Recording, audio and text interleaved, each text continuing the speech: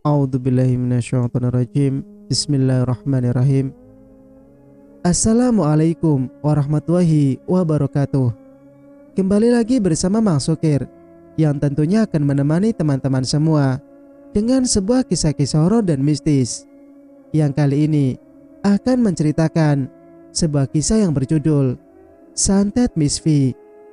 Cerita ini ditulis Sophia by Queenie. Dan bagi teman-teman yang ingin membacanya secara langsung, teman-teman bisa langsung kunjungi aplikasi KBM yang linknya saya sertakan ada di deskripsi. Dan tak usah berlama-lama, bagaimanakah untuk cerita kali ini? Ini dia kisahnya. Selamat mendengarkan. Singkat cerita, Mbak Gurandil merubah strategi dalam menghadapi Hanum. Sepertinya wanita ini bukan perempuan sembarangan. Dia punya penangkal ilmu hitam juga, ucap Mbak Gurandil. Simba dukun pun meraih boneka kain yang tergeletak di atas meja sesajennya. Diletakkan boneka itu di hadapannya.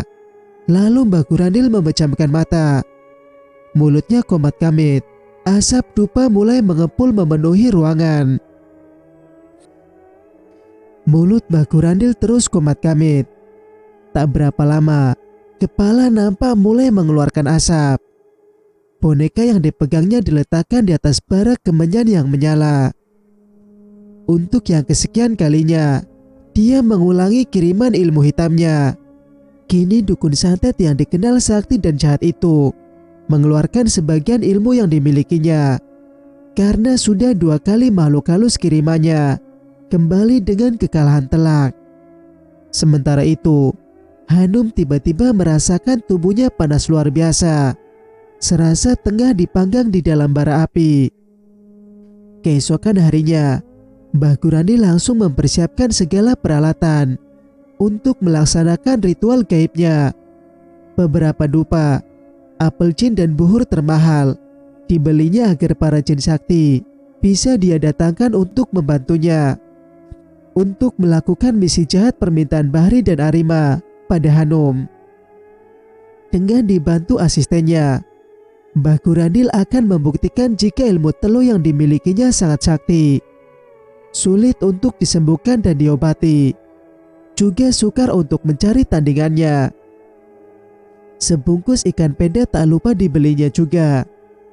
Kali ini Mbah Gurandil tidak akan lagi bermain-main dengan Hanum. Cukup sudah wanita cantik itu mempermalukannya di depan Arima dan Bahri selaku kliennya. sepertinya Mbak sangat bersemangat sekali hari ini, Teh.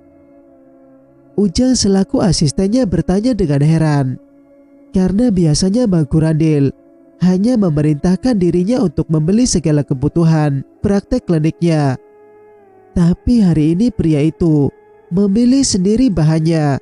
Dan lagi semua atribut klinik yang dibelinya serba mahal dan berkualitas bagus. Dia juga heran saat melihat Mbak Gurandil membeli sebungkus ikan peda. Kali ini saya tidak lagi main-main, Jang. Cukup sudah perempuan sundel itu mempermainkan saya. Dia belum bagaimana hebatnya kemampuan saya dalam ilmu teluh meneluh, santet menyantet seperti ini, ujar Mbak Gurandil nampak emosi. Ujang hanya manggut-manggut. Ngeri juga kalau Mbak Gurandil sudah bicara seperti ini. Dukun santet ini sangat tersohor kesaktiannya di bidang teluh atau santet. Banyak warga dari luar daerah yang datang padanya untuk meminta bantuan mengirimkan santet pada orang yang mereka anggap musuh. Baik itu dari kalangan rakyat biasa, pejabat, pedagang, hingga pengusaha kelas atas. Selain itu banyak juga para pelaku usaha yang datang untuk meminta penglaris susuk dan lain-lain. Umumnya yang meminta susuk adalah para pelaku dunia hiburan, baik itu perempuan dan laki-laki.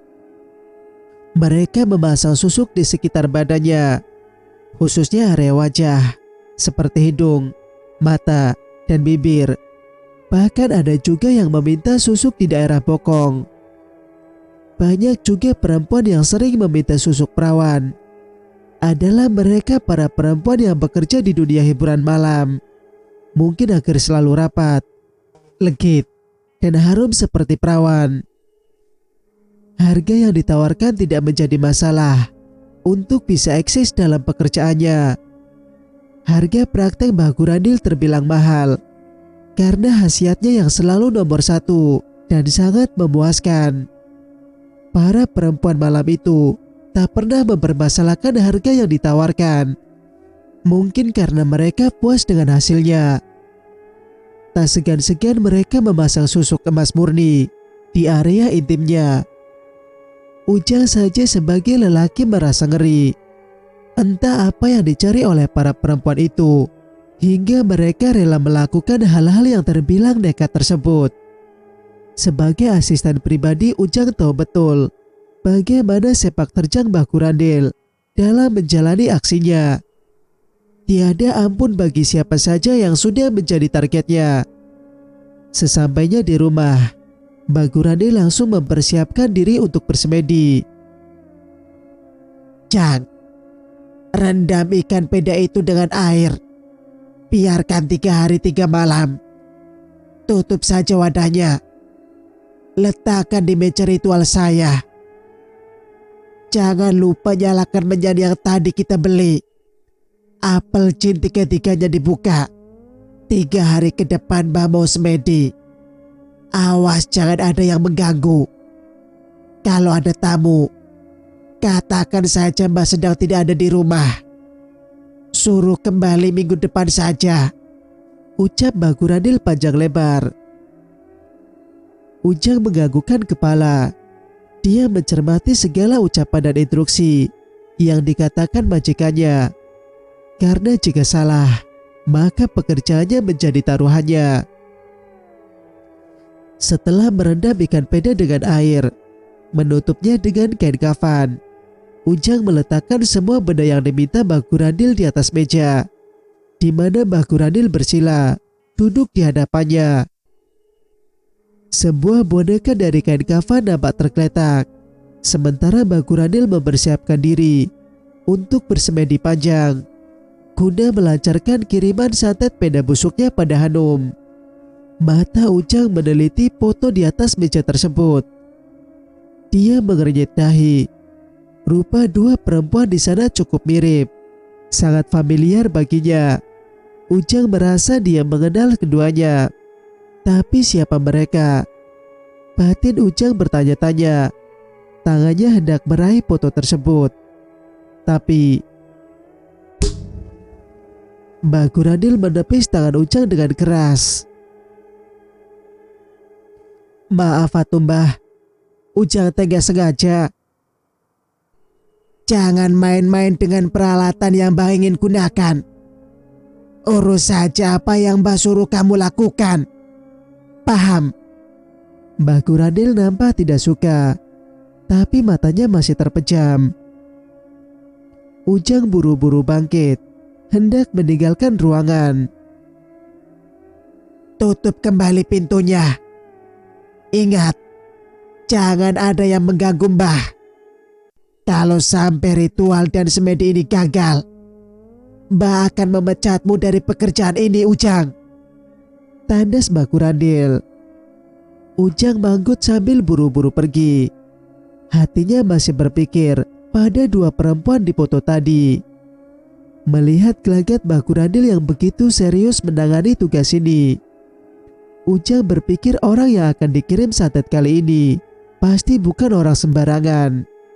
Kalau tidak, mana mau Mbah Gurandil ikut dengannya untuk mencari bahan-bahan perlengkapan ritual ini. Lagi-lagi wajah Hanum dan Gia melintas di kepalanya. Siapa mereka? Sepertinya saya mengenalnya. Batin Ujang sambil mengunci pintu dan jendela rumah Mbah Gurandil. Masa bodohlah, bukan urusanku ini, ucapnya dalam hati. Hari itu, Gia bersikeras ingin ikut dengan Lutfi ke balai desa. Gia ingin mengenal Arima lebih dekat. mencari tahu siapa sebenarnya perempuan itu dan apa hubungannya dengan Kang Bahri. Karena sudah 2 kali Gia melihat Arima berbicara serius dengan pria yang tak henti berbuat jahat pada keluarganya itu. Gia ikut ya Kang, pinta Gia pada Lutfi yang tengah bersiap-siap berangkat ke balai desa. Boleh Ki. Neng, tolong ambilkan kunci mobil di atas meja, ucap Lutfi pada Hanum. Mau kemana tuh Neng? Pagi-pagi sudah sibuk saja seperti pegawai kantoran. Pakai bawa ransel segala. Ibu menatap heran pada Gia yang sudah rapi. Sebuah ransel hitam tampak menempel di punggungnya. Gadis berkamis dan berkerudung lebar itu tersenyum. Dia memainkan sebuah tongkat kecil, memutar-mutar benda itu dengan 2 tangannya. Ya, ditanya teh malah senyum-senyum gak jelas si Neng mah, ucap ibu mencubit pipi anak gadisnya. Iya Ge, kamu mau ngapain sih? Ikut-ikutan ke balai desa segala. Hanum ikutan protes adiknya. Pada kepo ya. Lah Kang Lutfi aja santai aja. Iya kan Kang? Gia melirik pada kakak iparnya. Sementara Kang Lutfi membalasnya dengan tersenyum dan menganggukkan kepala. Kompak amat adik kakak ini. Hanum cemberut, merajuk pada Lutfi. Si teteh kolokan manja, aleman pisan. Gia mencibir. Biarin atuh, kan manjanya pada suami sendiri. Iya kan Kang? Balas Hanum, melirik Lutfi yang lagi-lagi membalas dengan senyum dan anggukan. Kumaha atuh, si Akang mah tidak konsekuen. Gia mencibir kesal, mengambil kunci mobil dari tangan Lutfi yang tertawa kecil melihat tingkahnya. Abah dan ibu hanya tertawa melihat kelakuan anak bungsunya itu. Hayu atuh Kang, nanti kita telat nih. Gia sudah duduk manis di atas mobil. Dia nampak serius duduk di belakang kemudi. Lutfi pamit pada kedua mertua dan juga Hanum. Tak lupa dia mengecup dahi istrinya, lalu mencium kepala Hanum. Gia, jangan macam-macam kamu, cerita Hanum. Dia bengong saat melihat Lutfi justru duduk di samping Gia, membiarkan adiknya menyalakan mesin mobil. Tenang Neng, Gia sudah lancar. Almarhum Kang Salim yang bilang sama Akang, jelas Lutfi. Abah dan ibu juga ikut bengong. Mereka tak mengira jika Gia sudah bisa membawa kendaraan roda 4. Tinggal siap-siap bikin SIM aja bah, teriaknya dari dalam mobil. Astagfirullah. Abah geleng-geleng kepala. Gia membunyikan klakson berkali-kali. Tapi aksinya cepat berhenti saat melihat ibu membawa kemoceng ke arahnya. Gadis energik itu langsung tancap gas. Keluarga Hanum berbarengan mengucapkan astagfirullah sambil mengusap dada. Singkat cerita, Gia masuk ke balai desa. Matanya memutar mencari sosok sekretaris desa, Arima Lestari.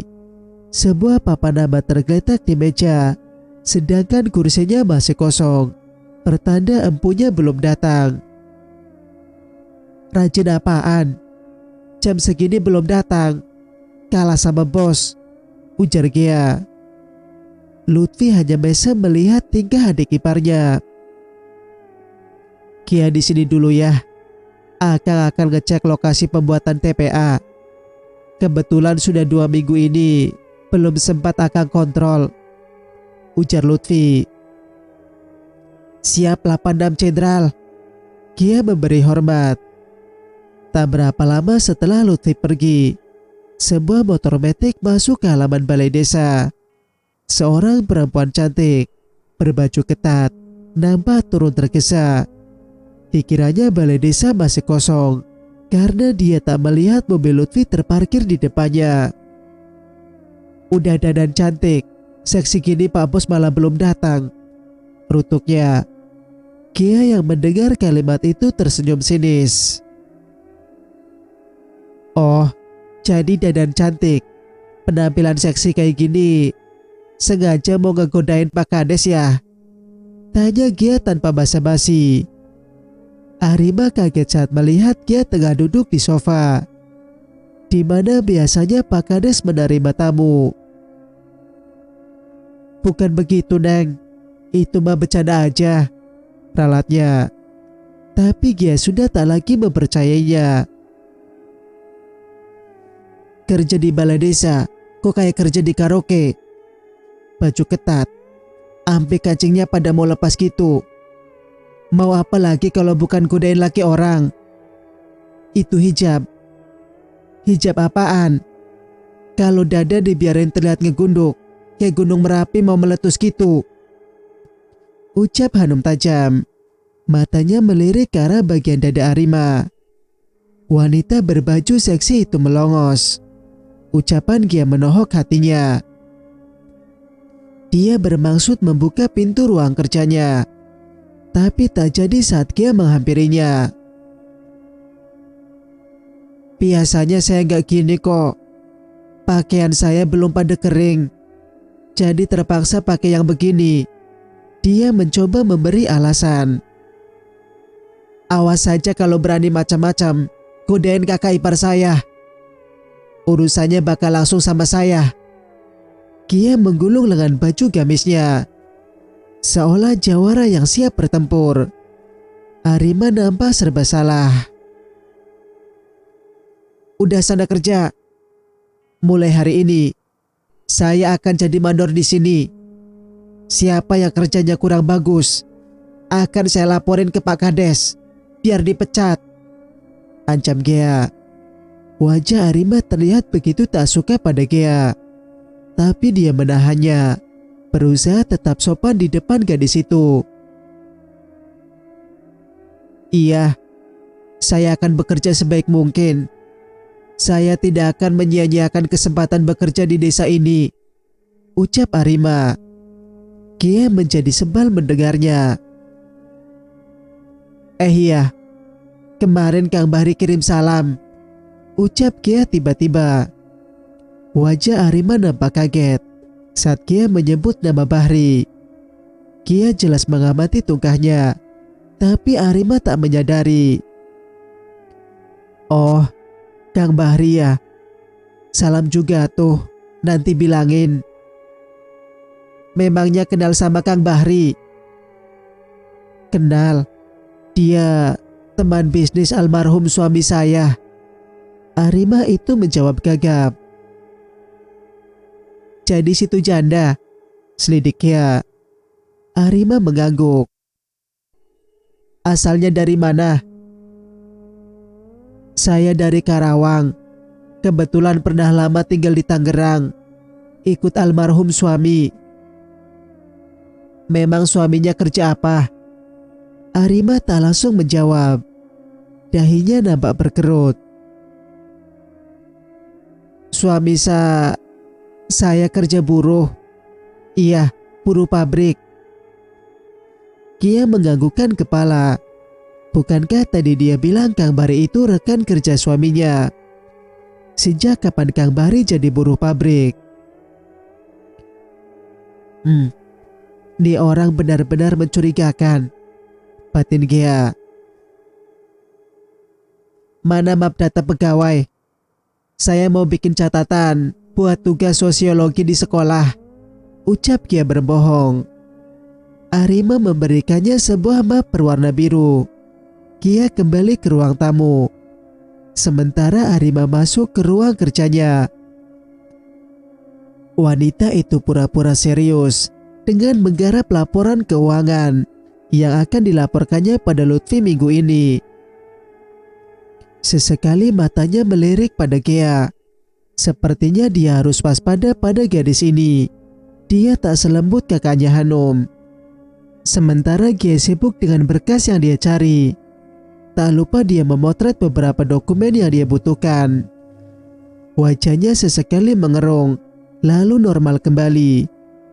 Gadis itu benar-benar ibarat detektif profesional yang tengah bekerja. Singkat cerita, "Kang, Neng izin ke pasar dulu ya." Hanum pamit pada Lutfi. Wanita bergamis lebar itu mencium tangan suaminya. "Mau akang anterin?" tanya Lutfi. "Tidak usah tuh Kang, istirahat saja. Lagian akang kan banyak kerjaan. Hari Minggu gini aja akang masih sibuk di depan laptop." Hanum menunjuk layar laptop milik Lutfi yang masih menyala. Setelah sholat subuh, Lutfi memang langsung bekerja memeriksa keuangan desa dari kepemimpinan sebelumnya. Dia menemukan beberapa keganjilan. Di dalam buku berisi laporan tersebut, banyak melampirkan perihal dana yang dipakai oleh masyarakat, seperti pembuatan MCK, taman baca, perpustakaan, hingga kebun masyarakat. Akan tetapi pada kenyataannya, dia tidak menemukan hasilnya. Jangankan MCK atau perpustakaan, jalan saja dibangun atas dana swadaya masyarakat. Anehnya masyarakat tidak ada yang tahu. Hanya segelintir pegawai desa saja yang bisa mengetahui kecurangan-kecurangan pada pelaporan dana desa yang dibuat Bahri pada para aparat desa di bawah kepemimpinannya. "Neng, kok HP-nya gak dibawa?" tanya Lutfi saat melihat ponsel Hanum yang tergeletak di atas meja riasnya. "Biarin Kang, paling sebentar doang kok. Beli bumbu sama sayuran aja. Paling 40 menit, jawab Hanum. Nampak di depan rumah, Kang Asep tukang ojek langganan keluarga Hanum sudah siap mengantarnya. "Neng, bagaimana kabarnya hari ini? Akang kangen sama Neng." Sebuah pesan masuk ke ponsel Hanum. Pesan dari kontak tanpa nama. Tapi dari profilnya, cukup membuat Lutfi tahu siapa sang pengirim pesan tersebut. Bahri. Dari mana dia mendapat nomor ponsel istrinya? Tidak berapa lama, ponsel berbunyi kembali. "Ini obat kangen Akang sama Neng. Akang cuman bisa nyiumin foto Neng yang ini." Lalu Bahri mengirimkan sebuah foto. Foto Hanum tanpa hijab.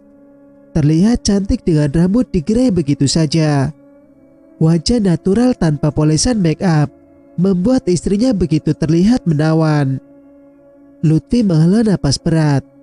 Mau tak mau desiran cemburu mulai mengaliri darahnya. Siapa yang tak akan cemburu jika pria yang begitu membencinya mengatakan kerinduan mendalam pada wanita yang baru beberapa bulan saja dinikahinya. Rupa Hanum yang cantik memang bisa membuat siapa saja jatuh cinta, tak terkecuali Bahri. Pria yang terkenal suka gonta-ganti pacar dan punya 2 istri ini. Ingin rasanya Lutfi membalasnya dengan memaki laki-laki tak tahu malu itu.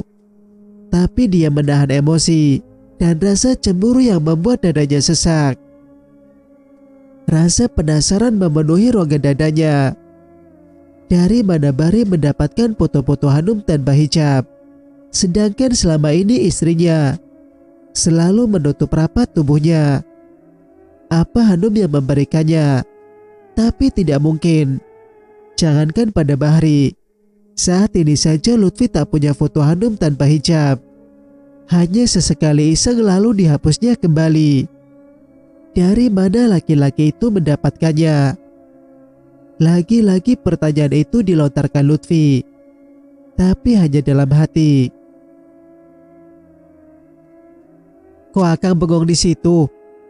Suara Gia membuyarkan lamunan Lutfi. Ini ada pesan masuk. Tete tidak membawa HP-nya," ucap Lutfi terbata. "Pesan dari siapa Kang? Penting ya?"